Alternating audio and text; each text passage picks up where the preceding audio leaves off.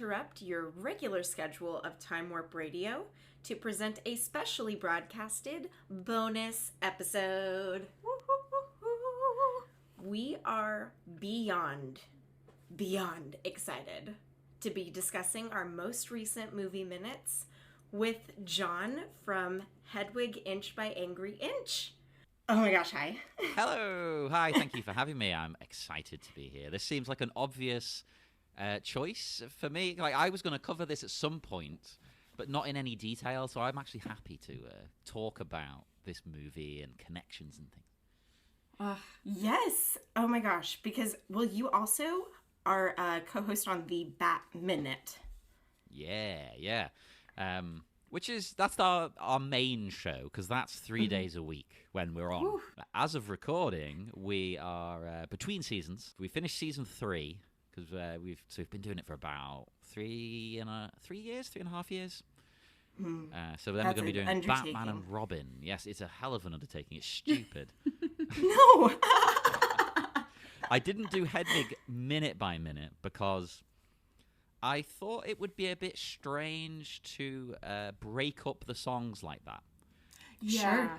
Yeah, I completely understand and appreciate that because, yeah, it gives you the opportunity to analyze the entire work because they could be totally independent from the movie, you know? And definitely, tell their own story, their own little vignette. How many minutes do you end up breaking Hedwig into? Hedwig, I'm doing it basically. I have the Blu-ray now because they brought out an anniversary Blu-ray. Yes. Which kind of pushed me into doing it. So what I'm doing is I'm basically doing an episode on each chapter on the Blu-ray. Oh, okay. Sure. But I've only got one left to record, and then I'm finished. So I don't want to end it. I love talking Hedwig. I love getting, all kinds of guests on. So I'm going to find a way to keep it going for a while. I'm going to maybe talk about the deleted scenes and the stage shows. Talk about other films connected to John Cameron Mitchell. Yes. Oh my gosh, I haven't seen How to Talk to Girls at Parties. Oh, we reviewed that on the Patreon show. I saw because you also reviewed the Riverdale. That was interesting. I wasn't as down on it as my partner, my co-host. Oh no, it was okay, but it kind of missed the point. It was like, let's just put Hedwig in because we like it.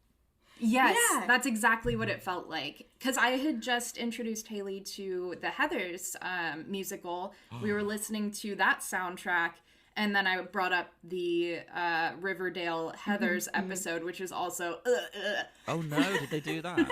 They did that this season before they did Hedwig. Oh, see, I've only seen the first 2 seasons of Riverdale, and I love it because it's crap, right?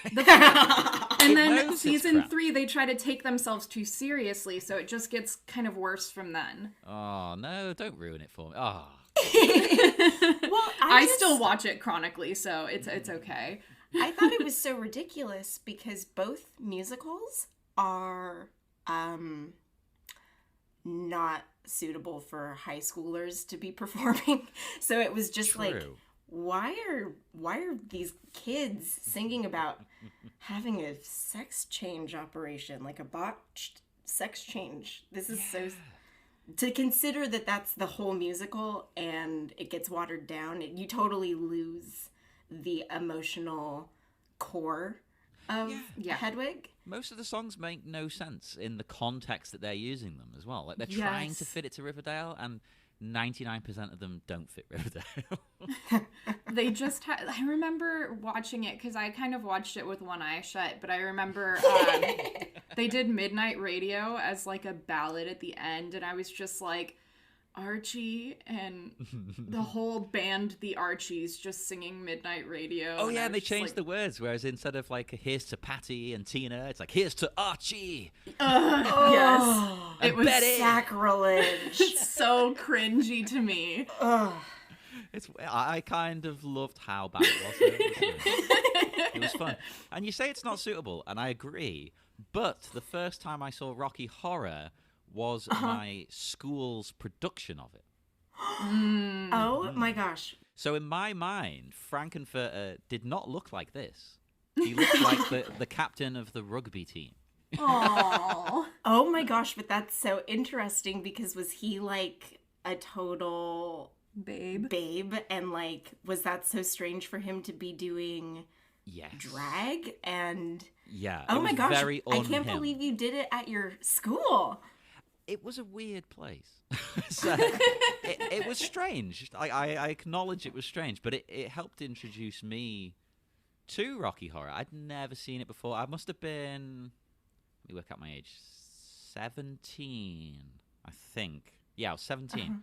And they did it, and I was like, this is amazing. Like, I wasn't expecting to enjoy this. When they said, oh, you have to go to the theater and watch a play, I was like, oh, I don't want to do that. I just want to play video games in my room. Had you been exposed to Rocky Horror or Hedwig first? It'd be Rocky Horror first. Okay. Actually, it's around... No, hang on. No. It's around the same time. So now I'm...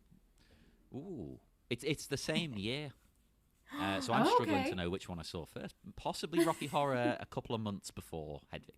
Oh, okay. But wow, that's like... Well, okay, so Katie saw both of the movies at the same time. In the same night. Yeah, when she was having like a slumber party when she was in... I was like 12. Elementary school. That's great. Yeah, so she's always had that like... The connection between the two. Like, they've always been tied together in my brain. And I hadn't watched Hedwig until I think I was a freshman I think a sophomore in college. And I had walked into the living room and I came in at the gummy bear scene. Oh, one of the best bits. Yes, right? But I was so confused because I didn't get any of the setup. I didn't get Tear Me Down. I didn't get any of Hedwig's like backstory, any of her childhood like relationship with her dad. I didn't get any of that. It's all incredibly important as well. Yes. I had never heard Origin of Love. Yeah, you had missed Origin of Love. Oh my god. I know, but so I'm watching. I walk through the living room and I'm like, what movie is this? And they're like, just sit down, you'll like it. So I sat down and they do that close-up shot on Luther's mouth. Oh, I used that as the still for the episode. We talked about that. Yes. It is a gorgeous piece of cinema. It's so intimate. It just it means so much in that moment because I don't think Hedwig speaks English. So he's watching the words falling out of Luther's mouth like he is already so enamored with him. It's also the thing of like when you're in love with someone, you can't help but look at their mouth and like stare at their mouth and think about their mouth. That's the thing, isn't it? Rather than eyes. Yes. Yeah.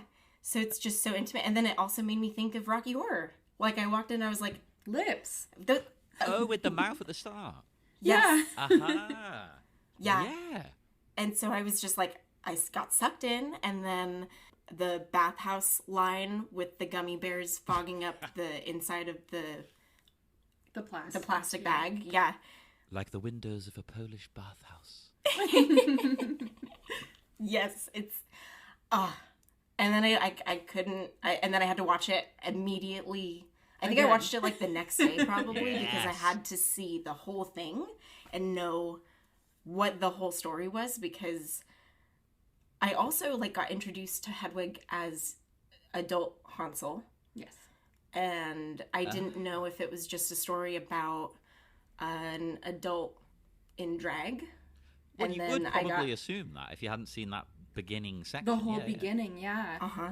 But then I got slapped in the face with Angry Inch. That must have come as a surprise. It's a musical. Oh, we're in a musical. I didn't realize this was... Oh, I guess Sugar Daddy happens before that. Yeah, Sugar Daddy and then Angry Inch. The good thing about it, though, is that, like, it's a musical, yeah, but people who aren't familiar with musicals as, like, a form can really enjoy it because of the way the songs are presented. Like, there's only one that isn't presented as, like, a gig. Yes. They're always a show, they're performing, other than Wig in a Box. That's the only one where you're like, oh, but that's it kind of in Hedwig's mind. So even then, like, I think... But Wig in a Box is just... I've always felt like it was my favorite song, just because it does come out of nowhere, and it's like, oh, here it is, because you expect it to come, all of the numbers to come during a show, because they've all come during a show before, and then all of a sudden you just hear the music start, and you're like, huh. You're like panning over her in her living room, and she's emotionally distressed, and it's relatable. Yes, totally. Well, you just said that it's your favorite song? Yeah, if I'm forced to choose, like, this is the problem, because they're all great. They're all... It's impossible to pick just one. I think that one, though, I like it because it sounds on the surface like it's the most fun song. You know, like, oh, putting on the wig, I'm becoming this cool new character that I've created, Hedwig. There's literally a sing-along section. Yeah, but it's actually... It is uplifting, but it's quite dark and depressing as well when you think about the place Hedwig's in at the start of the song. Like, they have no hope. They're living in this trailer. They've been abandoned. They're working at midnight in a store. It makes me so sad, because it's also that if she had waited 5 more minutes, you know? Especially in the course of the movie, it happens so fast that she gets plopped in Kansas, in Junction City. She literally falls from the sky. Literally, yeah. We just see like a postcard sequence of like an update, and here she is, and Luther's already leaving her. And I love that bit, because not only is Hedwig feeling like, oh, I've been thrown into this new place, but we, the viewer, the audience, are the same. Like, whoa, we're here now. What the? Yes. And then you get the segment of the Berlin Wall coming down, and it is literally just, Hedwig, if you'd waited, if you just asked even Luther to wait 6 more months. Yeah. It's one of those things that's quite difficult as well, because through what they go through, they do discover themselves and complete themselves. Yes. So would they have done that without this experience? We don't know. We don't know. Maybe this had to happen in a weird way.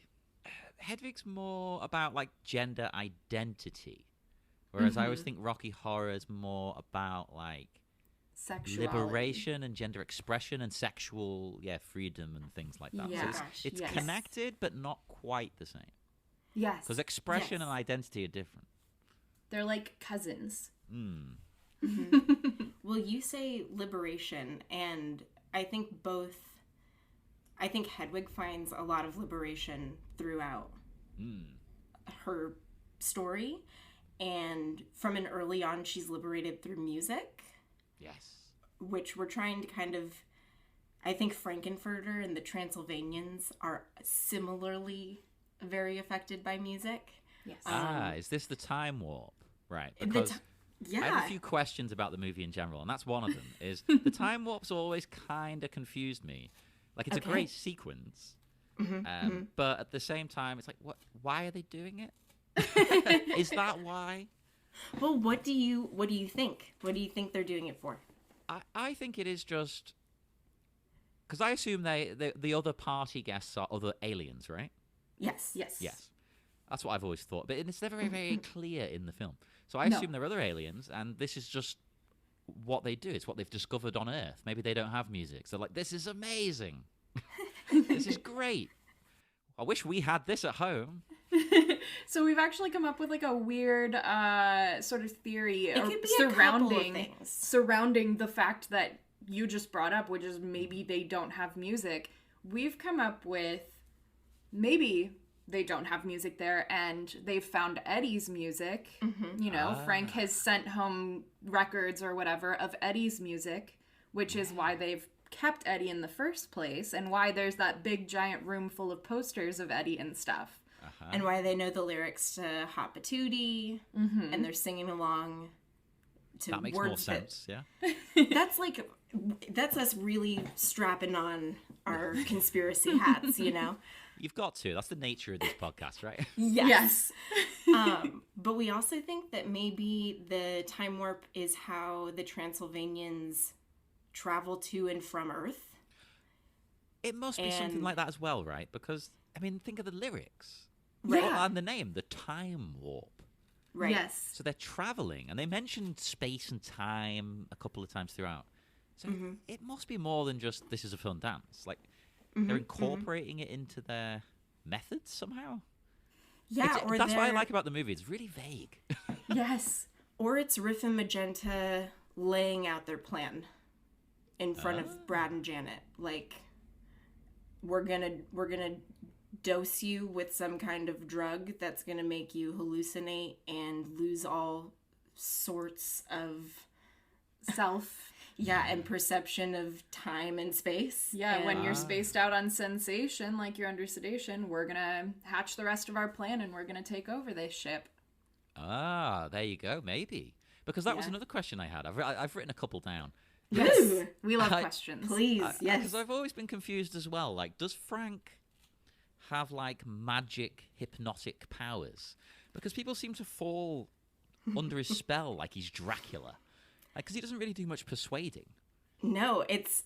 So the last episode we just discussed the bedroom scenes with Brad and Janet. Yeah, like there, for instance. It doesn't take him long to win people over. Yes. No, and especially, he's just murdered Eddie. In front of them. Oh, yeah, that comes just before, doesn't it? Yeah. Yeah. Like, literally, the scene before, he murders a man in front of Brad and Janet, and then... And gleefully does so at that point. Like, you see his... Like, he is hungry to kill Eddie. Yeah. And...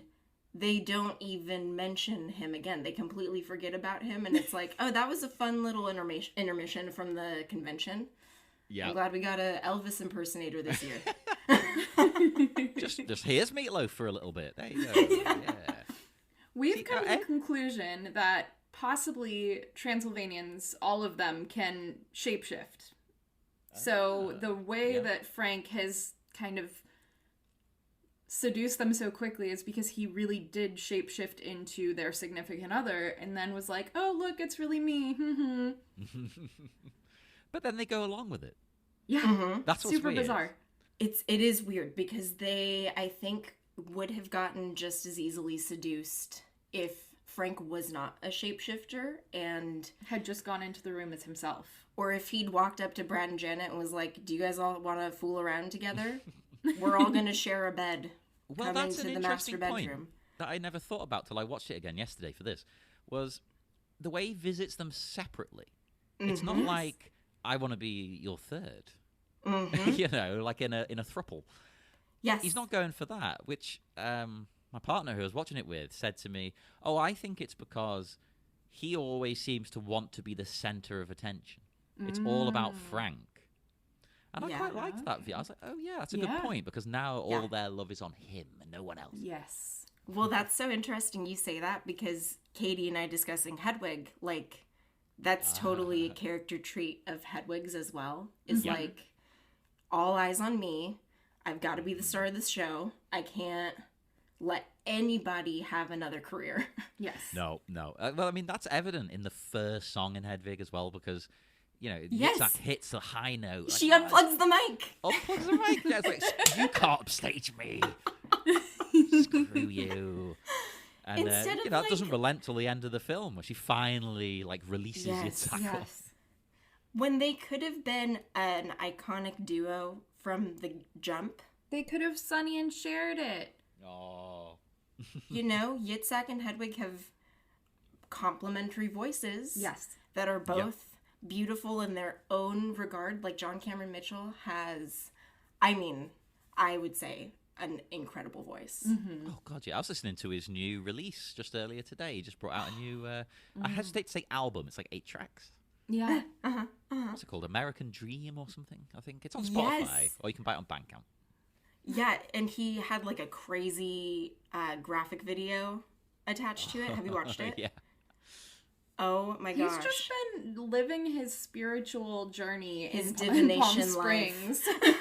I know, yeah. He lives such a weird life, doesn't he? It's crazy. I want to try and get in touch with him. Edit this bit out. I want to try and get in touch with him about the show, because I know he's listened to it. Oh my yeah. gosh. I know I've he's had Mike pretty Potter active on on. Instagram.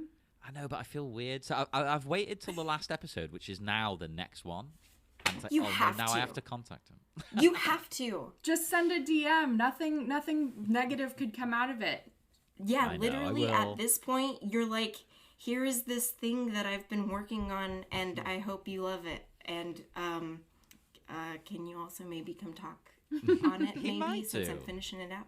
Or, you know, because you were saying you wanted to figure out how to continue the podcast, you should just continue interviewing people about... Their Well, experience. that's what I'm planning to do with the guy who does the music, Stephen Trask, who's SKSZP in the film. He is... he wants to come on, but he was too busy at the moment. So it's like, I'll get back to you, you know. Oh my gosh. Okay. So I went to the like regional theater in Los Angeles in Hollywood is Pantages. And when Hedwig came through with Darren Criss and Lena Hall, I had to see it 3 times because I saw it the first time in, I think, the balcony, and then I was like, Closer. yeah, I need to see it. I thought I'd be able to just experience it, but it was something that I needed to like, be in. Yeah, you're involved in Hedwig. Yeah. Yes. Yeah. And on the last night that I went and stood by the stage door just to see what could happen. And Stephen Trask walked out. Hey. And I completely fangirled to an extent that I didn't know. Like, it makes me nervous if I ever talk to, like, you know, Susan Sarandon, if I'm just gonna, like, Janet faint on the floor, because I, like, looked at Stephen Trask and I was like, Stephen? And he turned around because, like, he wasn't in the show. He was just, like, I guess he just went to see it that night. But he's Stephen Trask. Yeah. And he turned around and I asked him for an autograph on my playbill. Aww. And I just looked at him and I was like, I want you to know how much this means to me. And I just started just like crying out of overwhelmed emotions. And he just pats me on the shoulder and like nods at me very consolingly. Like that's a reaction he gets all the time. Yeah, Hedwig fans are pretty intense, let's be honest. Oh my gosh, yes. I would have been the Intense same is as one you. word I would say to describe myself. Yes. I would have been exactly the same, don't worry. Like I can handle talking to people on a podcast, but when I meet them in real life I just collapse. Oh yeah. Yes. Like I was Drop so the nervous floor. when I met the drag queen Shangela. I couldn't take the photo. So she took my phone and was like, I'll do it for you. It's fine. Oh Goodness. She is the nicest ever. Yeah. Ever. I was surprised. Not in a nasty way, but you thought, like, you know, I didn't expect her to be possibly one of the nicest people I've ever met. She just has like Truly. a big personality, and you think like, oh, maybe that'll come off a certain way, but Yeah. I've never heard anything negative about Shangela. No, I saw her one time at a festival. She was like randomly a guest on like the Oh. food stage. And she was so hilarious to a crowd of people who have never seen Drag Race and have no idea who she is. And they see like Shangela on the billing and are like, oh, that must be a new band. Oh, that's a hard gig, that. Like, to people who don't know Drag Race. Holy crap. Yeah, but she was, oh my gosh. She just knows how to communicate with people in like such a She loves what she unique does. way. She like is put on this earth to perform in Yes. front of people because she's like on fire on stage, you know? Hell yeah. Oh, love Can't say her. enough good things about her. Great show. Seriously. You know, If you're ever allowed to go to Shangela- shows again, people, go see her. Please, yes. Shangela would make a great Hedwig. That would be interesting, actually. Yeah. She would also make a great Frankenfurter. Yes. I mean, I know Hedwig has been played, of course, by Jinx Monsoon and by who else has played? Ginger Minge has done it. And we love I've Ginger had Minge Mimi so I'm much. First on the podcast twice because they've done it. Yes. We saw your episode, or we listened to your episode with Mimi, and we were like, They were one of the first people to message me when I put the posts up. They were like, they sent me a DM going, "Can I be on the show?" I was like, That's so awesome. Of Yeah, course you can. absolutely. You have had so many great guests, though, on your show. You've had Laganja, you've had Davina DeCampo. Yeah, they were lovely as well. I mean, that sounds bad, like other guests weren't. No, everyone's been lovely. But All of your guests have been wonderful, but like you've had a lot of Drag Race representation. somehow. Somehow, well, it's incredible. It's great because, like, you know, it when we're looking at episodes and we're like, oh, that's a really fun episode. I'd really love to hear what Laganja thinks about Hedwig or what Davina thinks about Hedwig, and oh my gosh, I have so many questions too about. Oh, I just have so many questions. So I don't even know where to start because it's also like I just want to talk to you about Hedwig all day long too. I know, and we're like, can we also be a Hedwig podcast? Or no, dang it, we already did. We already committed to this Rocky Horror thing. I can get you on, you know, at a later. I can't get you on for the finale, but the specials I have coming up, you know. No. Like we're saying like we can't even. I would never even consider doing another like Hedwig podcast because I think you've had such a great analysis of it, and your guests have had such interesting perspectives on, like, okay, the tomatoes are a through line. That's a theme. Yeah, that one was a real eye-opener where we're trying to figure out what that is all about. Yes. Yeah, because it's not just, it's something that his mother is peeling at the start of it. There's 3 of them specifically. And then it's not just something that's visually referenced to, it's something that he jokes about. Yep. They threw tomatoes at me and I had a nice salad after the show. Like Classic, yeah. Oh, so good. But you also had Felony Dodger. Yes, quite recently. And I think that's who had the theory that they're like hearts. That was it, yep. That was a revelation to me. I was like, oh my God. Like, I genuinely had never considered this. No, me neither. Because it's...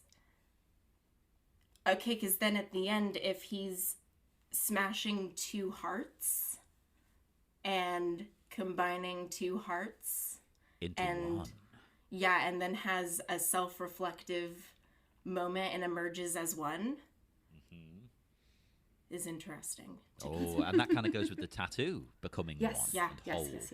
I have that tattoo. I have both. John! Wait, which one? Do you have the 2 faces or the whole face? I've got both because. Oh my gosh, I have the 2 half faces. Amazing. Yes, it's too perfect not to get. I only got it like a year and a half ago, maybe 2 years ago. No, a year and a half. Yeah, and it's my only tattoo.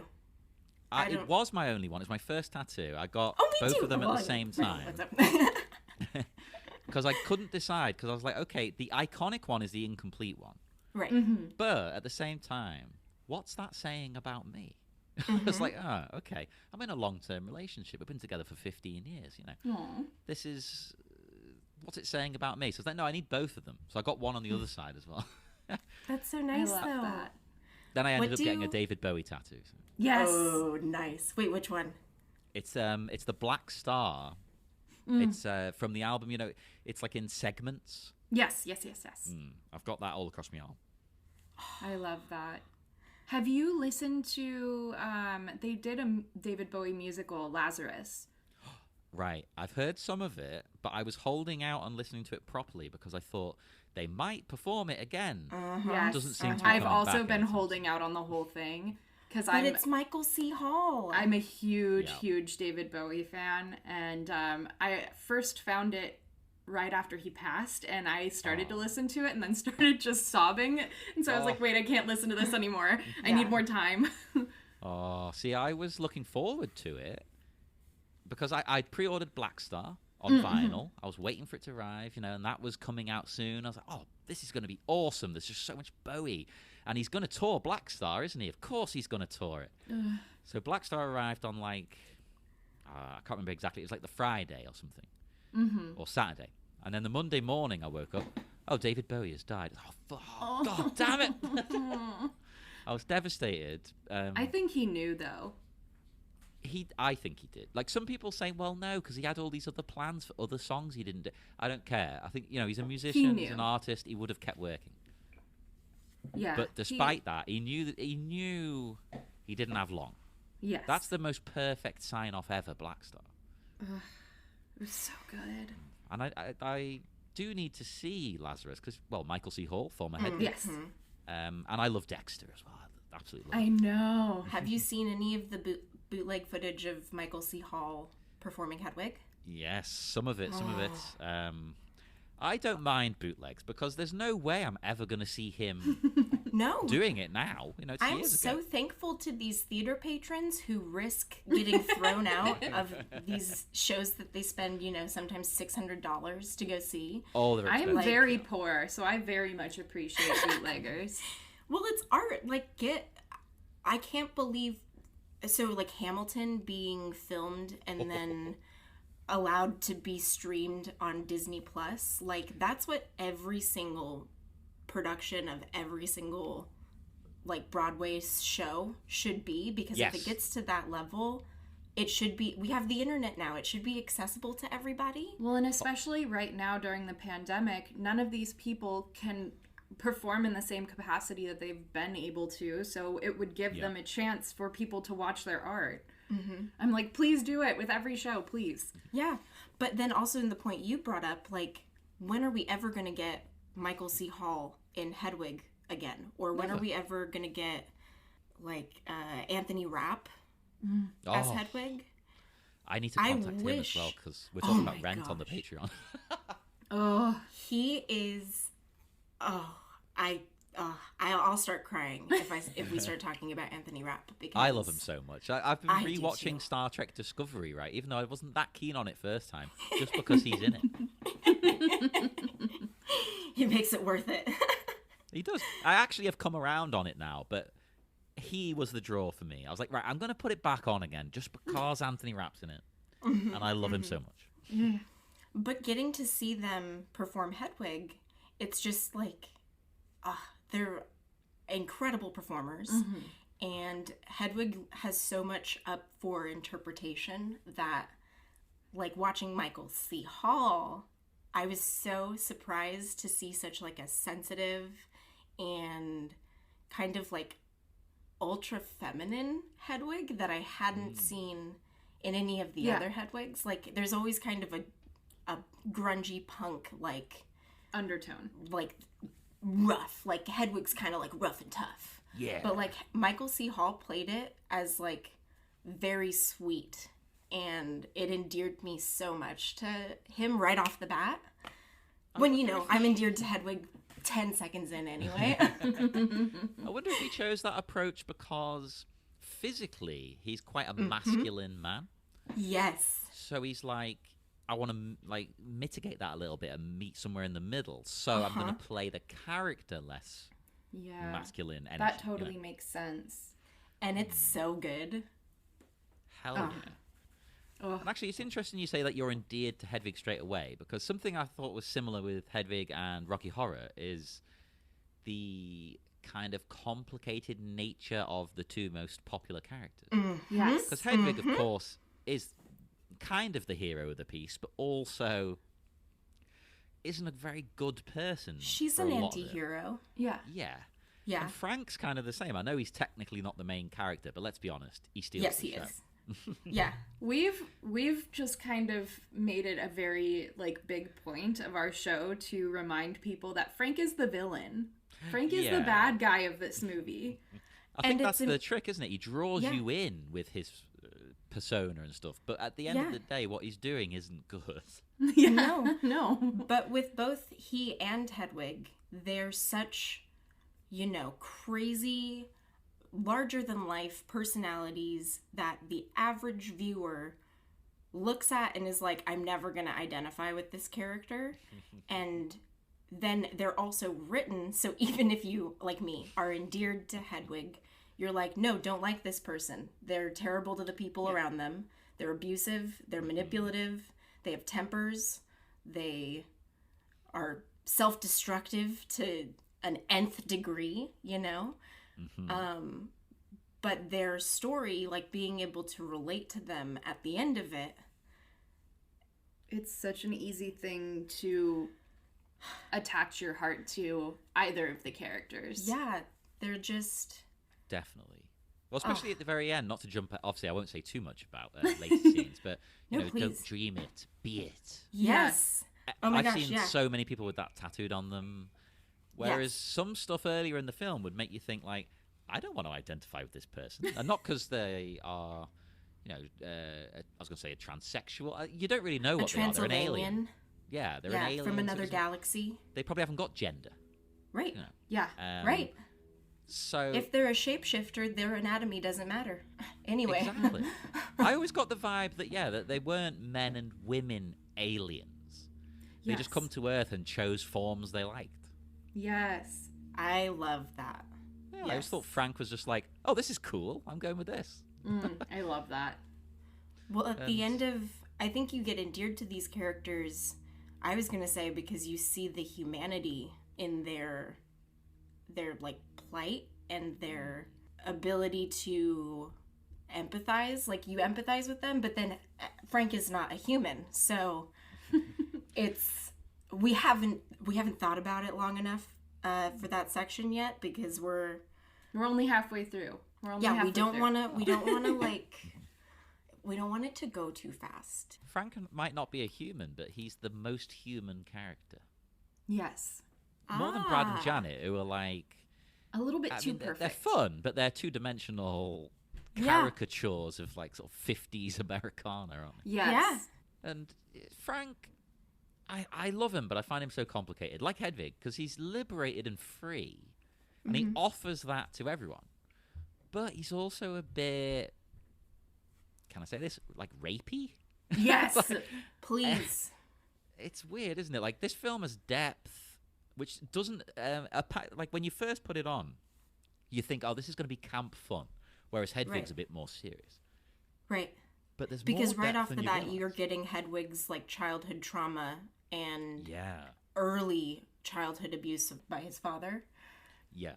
And Whereas a lot of this seems like, at first you're like, oh, this is just like fun songs and being silly. But the more you dig down, actually, there is depth there. Like, it's about sexuality, gender expression, consent, Frank. Yes. It's more than it appears on the surface. Yes.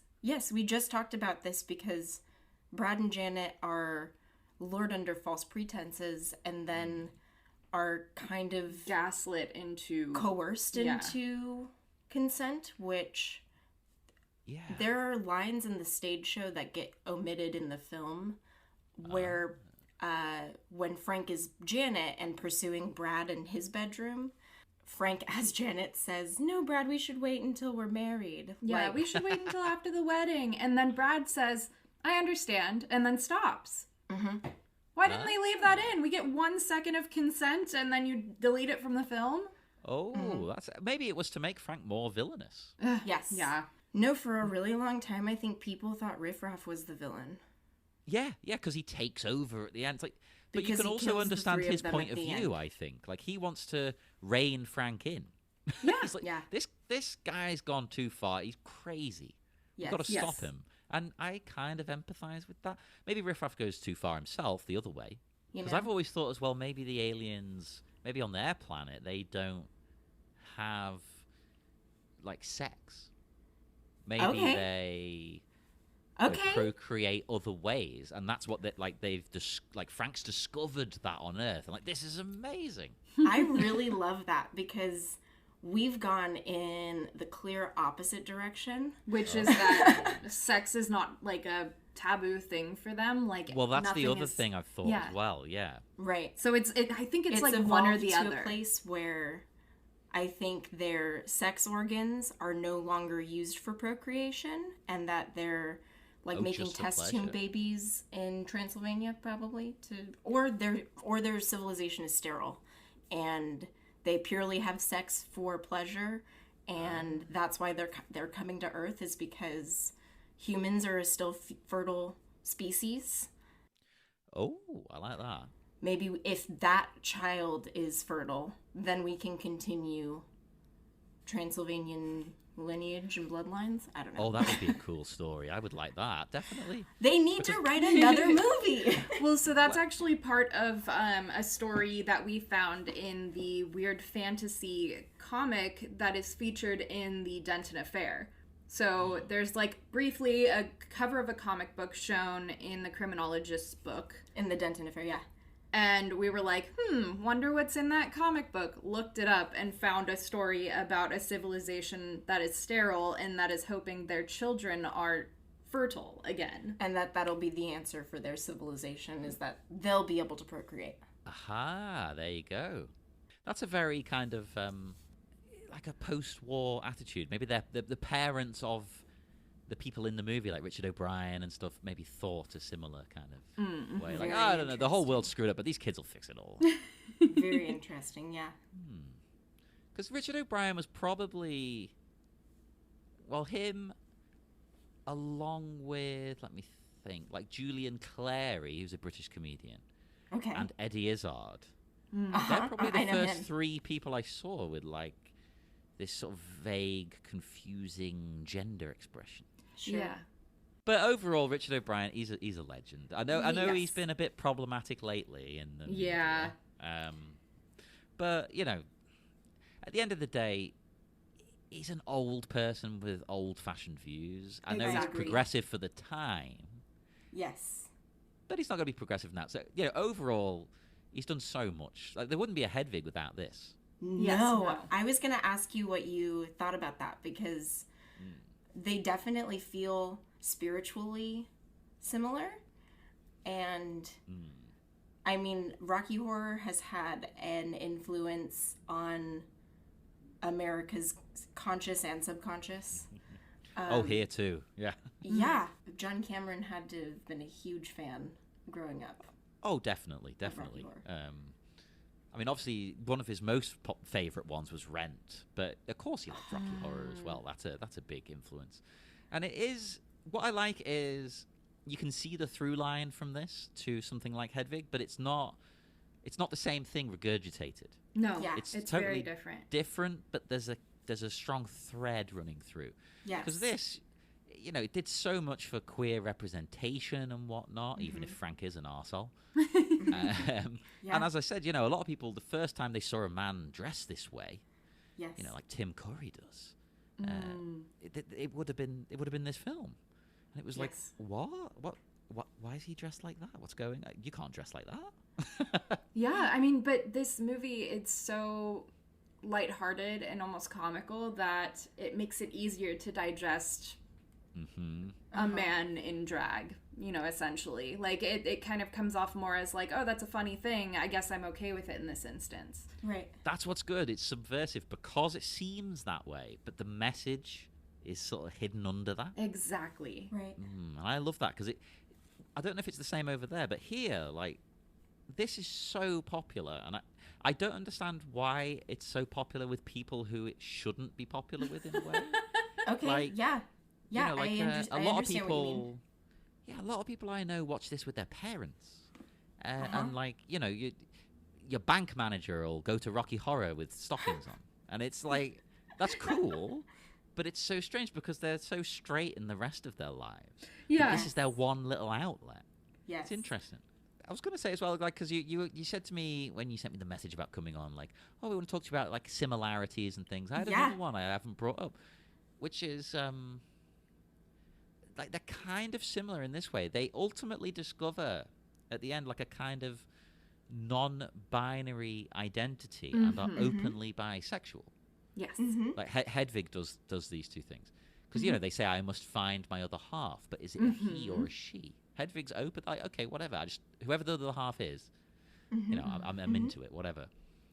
And I thought that was kind of similar because Frank these days would probably be considered and described as like a gender fluid pansexual kind of character. Yeah. Because Totally. they're not being a woman, they're not trans. No. No.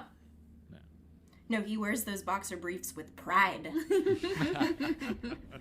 Tim Curry's like, I got a bulge and you're gonna see it. Yeah, people have told me, like, going to drag shows, you should go to Frankfurt. I'm like, oh, it's quite revealing. Oh my gosh, yeah. I would feel vulnerable. Honestly, for some reason, it does feel more revealing than tucking and wearing panties does. It does. It's more You know visual. what I'm saying? Sure. Yeah. Like, because when you're tucking, it's kind of like Barbie doll. Yeah, and you don't get to see the equipment that you're working with. Yeah, whereas Frank, it's like, wah. I love that, though. I'm curious what the fandom's kind of like out in UK, because the stage show must still be huge. Yeah, no, it is. It's enormous. Everyone goes. Like, for instance, boring people I work with even went to it recently. Wow. People who would have absolutely no concept of anything it's talking about. Mm-hmm. Like, oh, Rocky Horror, yeah, that's fun, isn't it? We'll go to that. Everybody goes for it. It's insane. Like, they don't get, like, I'm non-binary. They're not mean, but they don't understand it. Right. But they'll go see Rocky Horror. Very it's interesting. planting the seed of these things in their brain. Is it like a live stage show? Is it a shadow cast in front of a movie screen? Like, what is the typical experience out there? It's a bit of both. Like, usually, it seems like the main show will just be it's performed as a play. Sure. But I would say more common that you see, because it's easier to do, is like, we're going to play the movie and we're going to act out some of it as well while it's on. Because I saw that with Hedwig, actually. 'Cause there's a local drag show that's on regularly called Eat Me and Preach. And they showed Hedwig. And they did that. They didn't act everything out, but they would come out and do some of the songs in between. That was quite fun. I was going to interview some of them while I was there, but I got too nervous. No, you should talk to them still, because that's so great. And it's really rare that people shadowcast Yes. Hedwig. We have some friends up in LA that do, they're Sins of the Flesh, which is a Rocky Horror shadowcast, but they go by the name Rainbow Carnage, and they do Hedwig once a year. Oh my god, that's the best name ever. And it is like, no offense to the rest of the year that's Rocky Horror, but that night is the best show of the night. My favorite show of the year. And I'm so sad that we couldn't do it this year, because that's like my yearly thing. I have to go see Hedwig. And it's just, they have props, they do the whole thing. They'll shadowcast all of the dialogue scenes, all of Hedwig's monologues. There's like a couple of the scenes where it's like those really quick cuts, where like the montage scenes that they'll skip, but they do almost the majority of the entire movie. Oh, that's amazing. That's so cool. Good. But they're both perfect movies to shadowcast, because it's not just the main character, and it's not even just that there's a main character and like a side vehicle character. Like, it's all of the ensemble is so relatable, fun to watch. and intriguing and hilarious. Yes. And like, it's not just Hedwig and Yitzhak, it's also Schlacko and please tell Phyllis me and Phyllis. There's a lot of strange names, let's be honest. I know. Sometimes I look at them and I'm like, SKSZP. SKSZP's the best, let's be honest. Everybody in the world thought SKSZP was sexy. We love SKSZP, okay? Well, at least I do. I love all of them, because they're all, oh my gosh, their faces are just, I can't stop thinking about the drummer doing the half of a badunch. Oh. Like, that's so funny. And the bra in a dryer, it'll warp with the hands on his face, like, in distress. Like, the characters are so wonderful. So one more similarity that we've found, and we actually just like had like this light bulb go off this morning, is the parallel between Yitzhak and Riffraff. Oh, the way they're both like the sort of put down, abused one. Yes. The sidekick, the assistant, there's a master and a handyman, you know? There's the lead singer and the backup singer. Yep. And Hedwig doesn't let Yitzhak touch her wigs, really. Like, she can't perform. She restricts his ability to be free as a performer. And when Yitzhak comes to Hedwig with heartfelt intention of, like, I don't think Yitzhak goes to, when they're in New York and Hedwig rips the passport, I don't think Yitzhak's even asking for a divorce. I think Yitzhak's genuinely exhausted from touring and having to relive Hedwig's trauma every night. And it's just kind of an outburst of, like, I want divorce. And it's like, okay, but he doesn't really mean that. No, he wants a break. They're tired. They're tired. Yeah. They're both They've been through so much stuff. Tired. And that poor pizza delivery guy who has to sit through that whole part. Oh, I loved talking about him. And on the recent episode, actually, which isn't even out yet, we talk about how, at the very end of the film, it's not clear, like, Hedwig is releasing Yitzhak, so to speak. Yes. But are they broken up? Are they separated? It doesn't say. Like, it doesn't maybe say. It's they very go open. forward together.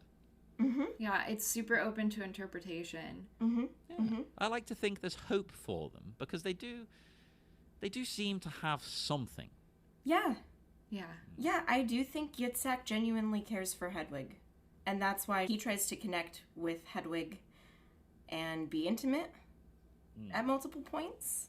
And it's hard to be intimate with a person who keeps pulling out the ghosts and the trauma in the closet. Yeah. It's hard to be present with anybody that's like that. And I think Yitzhak would stay with Hedwig. And I think they could Sonny and share it. They could travel together and...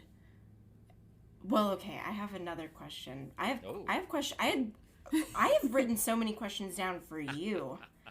Oh, Truly. Go ahead. Do you think Tommy and Hedwig are the same person? Haha. Right, this comes up a lot. All the time. I do not. Okay. I think Tommy is a sort of physical embodiment of maybe the person that young Hansel wanted to be. They've turned Tommy Speck into the creation they always envisaged for themselves. And also in a bit, you could see it in a bit of a David Lynch way. Like Lost Highway. Yeah. The way...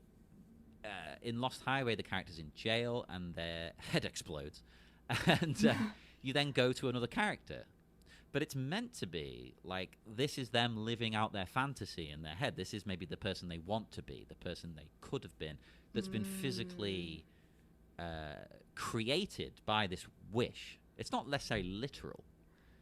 Okay, but this that's person so represents interesting. who they want to be. Yes, because it's Hedwig showing that, like, even if you do create your own dream other half, like, that's still not going to complete you. That's still not going to resolve whatever you're searching for and whatever you're trying to resolve in yourself. Like, it's not fixing the things that you wish you could have fixed for your younger self and setting your younger self up for a better self. It's loving yourself as you are, where you're at. Oh my gosh, I have never thought of it this way. Jon. Yeah? You've given me so much insight for it because... Oh, I had a message from someone playing Hedwig saying that to me as well. Yes! Well, so another question, because since the musical has been revived, has a different ending from the movie. Oh, I guess it's kind of similar because you have Hedwig walking down the alley, walking away. But with the stage show, you have Hedwig literally handing the mic over to Yitzhak and continuing on Hedwig's like legacy almost. And then Hedwig leaving the stage and like walking off the stage, and then doesn't even end the song. It's Yitzhak that ends Midnight Radio. I like that. Because I don't see it as too much of a change. I just think it's nice for Yitzhak to have that moment. Because maybe they just don't want the actor to be crowd surfing or something. Crowd surfing is awkward at the best of times. And also, why not put Lena Hall in the spotlight? Because she is... mwah. Oh, God, she's amazing. I mean, who else could play both parts? Seriously. It's crazy. Yes. It's insane. How does she do it? She's incredible. Well, that just tells you how deeply she studied Yitzhak, because it informed her so well when she performed Hedwig. She was incredible.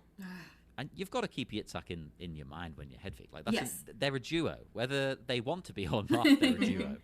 They go together. Whether you but like it or I guess not. maybe they just changed the end to give Yitzhak their little bit of spotlight, because obviously in the movie it's great, getting carried off, but maybe on stage that doesn't translate as well. And again, you don't want them crowd surfing. It's weird. It's in a theater as well. It's like Broadway. You sat down. It's not like you're in a punk club. I mean, I've been that person supporting the crowd surfer, and it's a nightmare. It is a nightmare. Last year, I had to bloody hold up Adore Delano. Oh my gosh. You're trying not to grab their ass. It happens though, inevitably. You Things can't happen. help it. Yeah, And there's a you don't wanna be difference that between a supporting hand on the butt and then a gripping hand on the butt. There's a big difference. This is the thing that goes through your mind when you're someone with anxiety problems like me. So you hold them, you're like, oh no, hang on, jeez. I don't want to be a weirdo. No. As someone who has crowd surfed, you can tell the difference between a squeeze and a hold.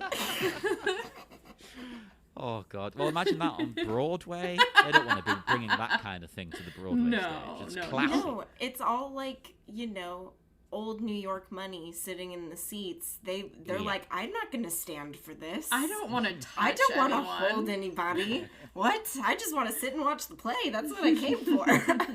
That's why I do although Broadway does obviously neuter it a little bit. I mean, it is bringing it to a new audience, which at the end of the day is the most important thing. But if you look on YouTube, Neil Patrick Harris at the Tony Awards, when he's doing Sugar Daddy. Sugar Daddy. Yeah. So good. But I love the way he goes into the audience and he does sort of screw with them a little bit. Yes. A little bit by Tony Award standards. It's not too over the top, but that audience are like, what the hell's going on? Yeah. But honestly, if anybody could get away with it, it would be Neil Patrick Harris. He's so beloved that I feel like he would be the only person that could get away with it at the Tonys. You know what I mean? Definitely. And he's been such a big supporter of the show. I didn't realize this till I had, guests on from the show and who've performed Hedwig. Wow. But they've all told me, he's a really big reason why it came back. He wanted to do it specifically. He's like, I want to do Hedwig, and I'm rich and famous, so it's going on Broadway, goddammit. Yeah. Okay. Yeah, that's fine. the dream. To be able to finance your own productions and this is what I want to do next. Great. Oh, it is amazing. Cool. I'd love someone to do that with Rocky Horror. Me too. Because obviously Richard O'Brien, he's very, very old now. Not only that, but he doesn't get royalties from all the screenings because 20th Century Fox has all of the ownership over Rocky Horror. Oh, that probably seemed like a good deal when he signed it at the time. Well, it's frustrating now, 45 years later, because you have a bunch of cast and crew who are either still part of the cult fandom and love it, and then other people that are like, we got gypped. And I get it. It's a shame, but I get it. I'd probably feel the same way. You'd be so furious because there's so much money there. Surely that would set you up for life. It is. The fact that we charge admission for it is nuts to me because it's something that we could be performing in front of a bonfire, and it'd be better there. Like Hedwig. Hedwig should be in a dirty punk / drag queer bar. Oh. Absolutely. It should be it should be performed in a hole in the wall, Yeah. Yes. Yes. I mean, obviously, again, it on Broadway, I get it. Brings it to the masses, but I wouldn't prefer to see it that way. Yeah. Yeah. It needs to feel intimate because the subject matter is just so, intense, but also deeply personal, and it forces the viewer to relive their own experiences. And I think that's probably why the people who loved Rocky Horror in the 70s still love it now, is because it was identifying something for them that they were not comfortable identifying in for themselves. Yeah. Exactly. Not only is it their introduction to this kind of thing, but it's their only experience of it. So it's like, oh, I'm safe here to enjoy this, and I can leave it here. But don't dream it, be it. You know? Exactly. Listen to Frank, people. Don't dream it, be it. So we always call ourselves the Resident Criminologists, and we were just wondering, would that make you the Resident Phyllis? I will be. Perfect. Hell yeah. Dubbed. Why not? Dubbed. Because she's the one who's filming all of the gigs. She's the one getting everybody to clap along, or at least try and get them She's trying. to. This None is a of it good would be one, happening remember? without Phyllis. I like the idea that maybe Phyllis was a big shot like 15 years ago. Yeah. And she's just, she's got nothing happening now. So she's fallen into this. She's like, well, I'm going to make this work. I used to be someone. Because she says she has contacts, Yeah, we're talking to Phil various, Collins' people. Exactly. Aren't And we I don't all, think that's though? necessarily a lie. Aren't I we think all, she's though? been in contact with them. Maybe they've not wanted to speak to her, but she's called them because she's known them in the past. Yes. Mhm. And we see her calling people all the time trying to book gigs for Hedwig. Yeah, She works yeah. very, very hard for Hedwig. That's why We it's love such a shame Phyllis. when she leaves for a little while and she's like really offended by what Hedwig's done. It's like, oh no. Well, that's the straw that breaks her back. And I think that speaks to that scene and how Yitzhak is just heartbroken when that passport gets destroyed, because they like joke about it. I think you may have also just talked about this recently in one of your shows, where they joke about Hedwig having the passports right here. And Oh yeah. yeah, she does have them right there, and she uses them and manipulates them constantly by Yeah, it's not a joke. It turns out it's actually, and she doesn't Hedwig even does like, have you their know what passport. this means, right? She just pulls it out and just Dangles it. shows it. Like, you know what this means. You know what dominance I have over you right now. Which makes me think that this conversation has maybe in some way happened before. Like Hedwig has Right. had an argument, said I'm going to rip up your passport, because Right. she just gets that out and waves it. Yeah. It's like, you know precisely what I'm going to do, right? Well, and I think that's why Phyllis leaves, is because it's like, okay, you've crossed the line this time. I'm done. I'm really done. You've always threatened this before, and you've been abusive before, but now you've actually done it. So I'm done.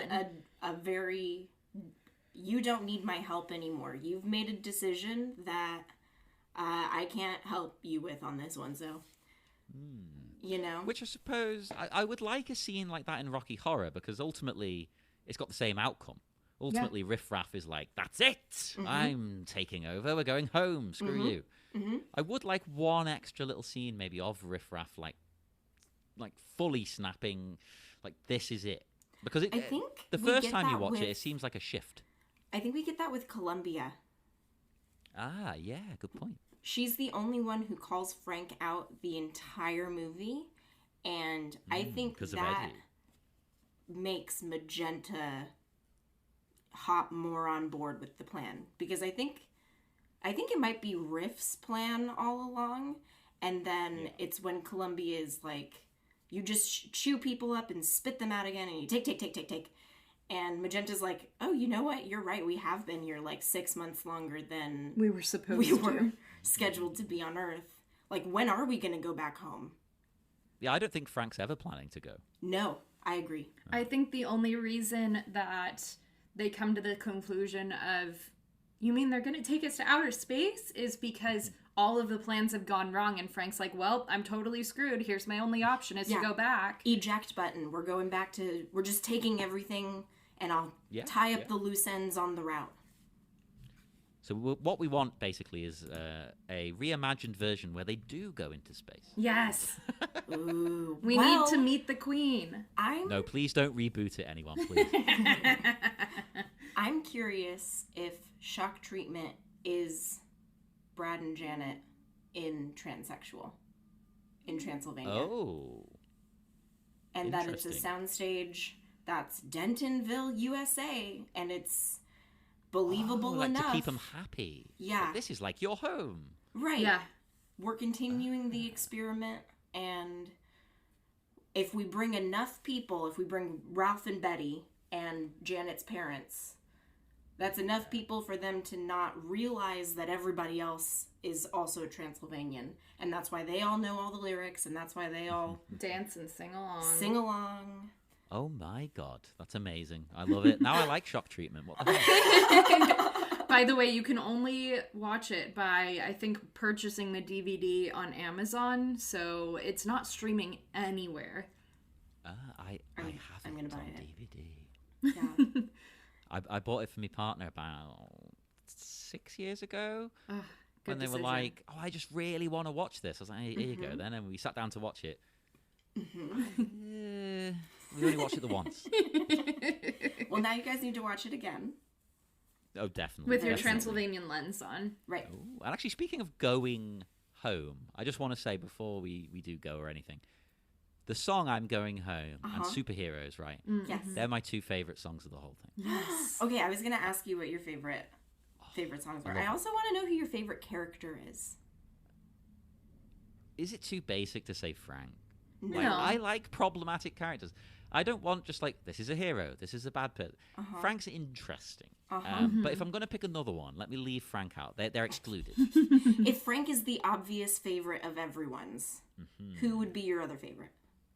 I love Riff Raff. Yeah. Because I think Richard O'Brien has such an interesting delivery, both on dialogue and vocals, like on the singing. Because his delivery is like, "Yes, master." That was an Very excellent. interesting. Oh my But gosh! then when he sings, you he do an can be like, excellent "Ah, impression. remember," you know, like screaming. That was And it's such a like good so- riff. I think that's the best riff I've ever heard. Yeah. Well, I am English. So, Maybe that's the prerequisite. Is you have to be English. No, I think you're doing it particularly good. No, my favorite delivery though is also Frank. Like Tim Curry, Yes. the way he says some of these lines, like the one I said earlier, vulnerable. Uh-huh. What? Who says it that way? What the hell's wrong with you? It's great. Well, he cycled through quite a few different accents before he landed on the one that he chose. He was like doing a German accent, he was doing an American accent, and then he like heard a woman that sounded like the Queen on the train, and he was like, "That's it, Frank's gonna sound like the Queen." Yeah, it's kind of like a posh English person, but done by an American. Yeah. It's so weird, which makes sense. He's an alien. Yeah. Yeah, I love that. Yes. It's so strange. Like, the best is when he rhymes somehow sensual with the word pencil. Pencil. Nobody else could make that rhyme. Sensual as a pencil. What? That is It's so just- true. He's incomparable. Is that in the script to do it that way? Like in the stage directions? Or has Richard O'Brien just gone, "You're a god, please do what you want"? Well, Richard O'Brien has a very riff-raffian feeling on, I guess, Frankenfurter, the character. I think that bleeds a little bit into Reality. reality a little bit. He feels like Frank gets all the good numbers. Frank gets all the Yeah. attention. He's considered the sexiest, so charming, so alluring, and then Riff Raff is just inarticulate and ugly and has a hump and... Well, that's literally the plot. He wrote that. I know! It's like he's surprised by it. But he said that's also like kind of how he feels about himself. Like he kind of sees a lot of himself in Riff Raff, because originally he had written the show and wanted to play Eddie. Oh, okay. The Yeah. cool one. It wasn't until Jim Sharman was casting the film that he was like, "No, are you kidding me? You're Riff Raff." You've got to be Riff Raff." That's Oh no, that's a great insane. decision. He's the perfect riffraff. Yes. No one else could do it. I And think how... it's interesting that he didn't give himself the lead part, despite it being his play, his production, his movie. He was clearly like, no, I can't do that. That's not right. Another parallel we kind of found is that Hedwig and Frank are both looking for paradise. And yes. Tommy is also searching for paradise, which is probably what attracts Hedwig to Tommy. Yeah. Is like, early on we see Hedwig has an interest in Christianity loosely, because she's watching the Jesus is Good show, and to meet someone who is like representing all the pillars of when she was a boy watching this television show, like, oh, that is what a man is. That's what a person stands for. That's what a person believes in. Yeah. Absolute power corrupts. And then she meets Tommy. Though, because the other men haven't been like that at all to her so far. Yeah. Yes. She needs someone who is equally as like philosophical and pondering about the universe. You know, she loves that Tommy talks a big game about like, what is paradise? What are people here for? What is... Hedwig, will you give me the apple? Yeah.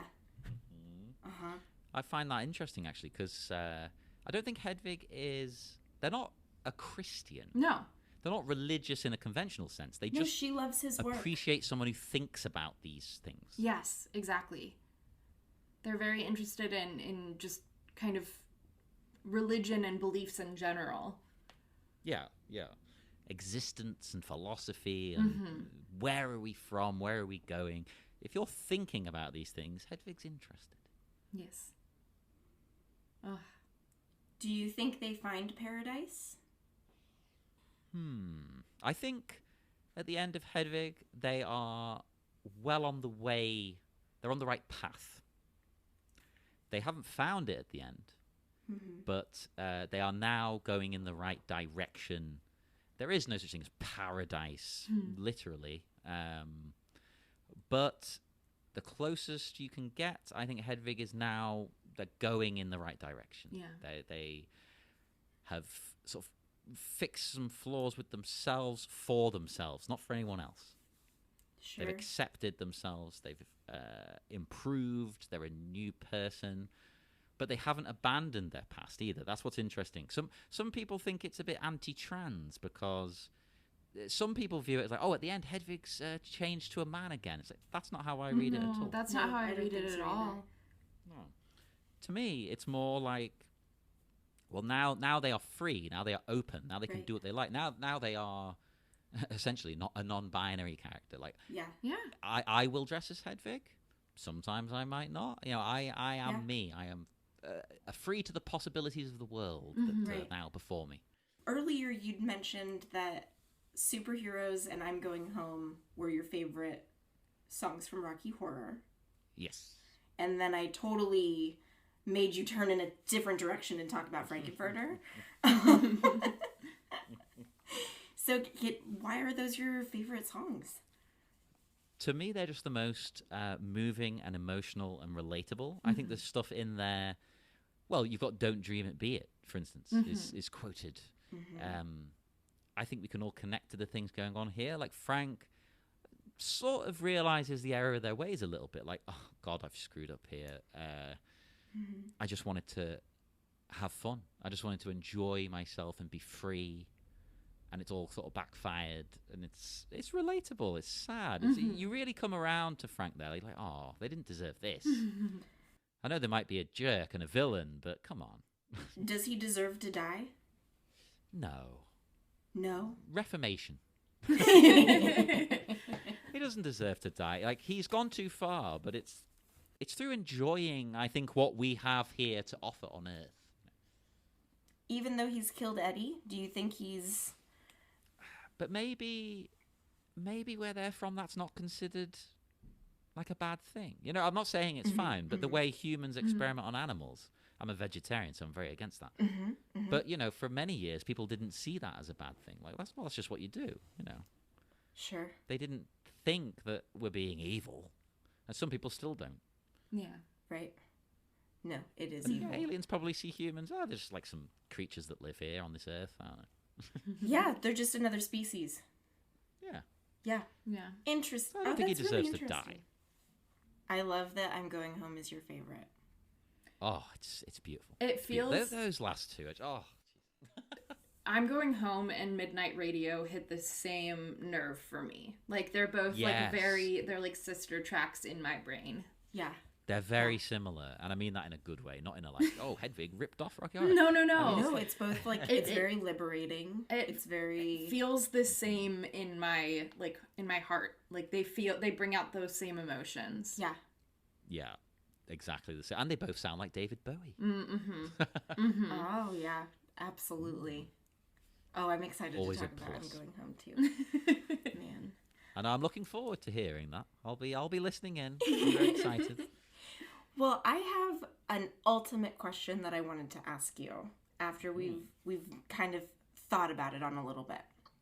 Okay. What do you think Rocky Horror means? It is kind of inviting the other, the queer, into your world a little bit. It's kind of naughty. You're not supposed to be watching this movie. You're not supposed to be enjoying this play.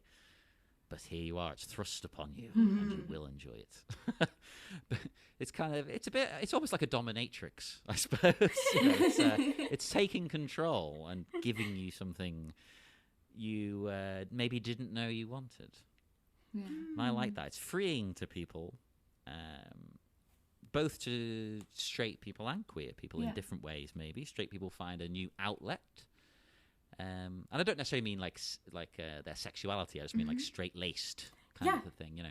Yeah. And then people who more identify with like queer culture and things will see themselves maybe reflected a little bit in being free and open with gender expression, gender identity, dress, sexuality, sexual freedom as well. Which, okay, again, Frank isn't a good person, but they're equal opportunities. They're like, oh, well, you know, who wants to go? So I think it represents all of these kind of things. It's interesting, though, again, that the people representing this are seen as the villains, but is that maybe society's view of the queer? Like, society sees you as the villain, so we are playing the villain. Sure. I definitely think that's part of it, because I think that's why Frank does so many awful things and why Hedwig does so many awful things, and you're still like, no, there's emotion and reason behind people's actions, and it's hard to read a person's mind sometimes and see what they've lived through. Yep. And yeah, I think it was totally meant to show people who were villainizing gay people in 1975. Like, even if you watched someone murder a guy and then seduce two people against their will, like, you can still see that. The humanity behind them. But again, he's an alien, so I can't. It's hard to make that argument for Frank. But again, the most human character, I think. Yeah. Yes. Like the other aliens aren't, and Brad and Janet aren't very human. They're like robots. Yeah. Yes. They cannot talk to each other. They're not programmed for it. They're very strange. So in a weird way, they kind of fit in. Yeah. They're So unusual. That's such a good point, yeah. Jon, Maybe that's why it works. this has been the most incredible time, and I truly could talk to you for I know. days about Hedwig and Rocky Horror. Well, I'll gladly come back, and I can have you both on my show. Oh my gosh! We would love to. But please tell me where we can find you and listen to your podcast, where your social media is. Yeah, plug all your plugs. Please. Yeah. Well, if you want to listen to Hedwig Inch by Angry Inch, you can go to... I have multiple web addresses because I am a narcissist. So you can go to hedwigpodcast.com. You can go to hedwig.lgbt. Nice. or you can go to hedwig.gay. Yes. I own the .gay. As soon as that came out, I was like, I'm buying it. I need that. And, we're on Facebook. We have a group, Hedwig's Wicked Little Town, things like that. You can listen all your podcatchers, Spotify, iTunes, all of that nonsense. And if you want to hear me talk about Batman to an insane degree, that show's called Bat Minute, and that's at thebatminute.com. That's it. You need the. Sure. Someone else bought the other one. Oh, rude. They tried to sell us it, and I was like, you're all right. Don't worry. Not bothered. So thebatminute.com, and that is same again, all your podcatchers, or you can go to Facebook. It has the Bat Minute Listeners Cave, which is very, very, very active. It's ridiculous. Mostly so with fun. me just posting memes. Well, thank you so much. It was incredible. It was so much fun. Thank you. We've had such a It's wonderful been a pleasure. time. Oh, thank you for inviting me. It was very moving to be asked. Thanks so much to Jon for talking with us, and thanks to you for tuning in to this special presentation. And don't forget, on Wednesdays we watch Rocky. Bye. Bye. Please don't forget to rate, review, and subscribe. It really helps us out, and we appreciate all your feedback. We'll see you next time.